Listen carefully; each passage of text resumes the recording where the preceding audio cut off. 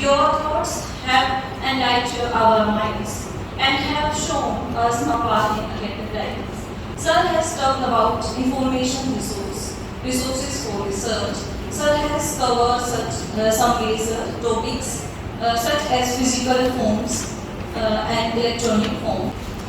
Sir talked about archived information sources. In this lecture, Sir highlighted resources in Central Library regarding research. Central Library plays an important role in our research. Sir has talked about online resources in our Central Library and provides some important URLs for our future referencing, such as National Archive of India and Abhilekh Patal. The most important source that our e-library has been explained in systematical and in a detailed way. Sir gives some important information about how to extract data from source and other search engines.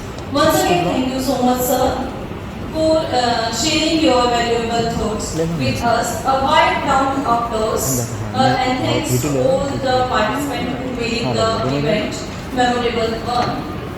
Finally, I would like to thank to all of you present here for making the time to be with us today and helping us make this event a grand success. Thank you, Melinda.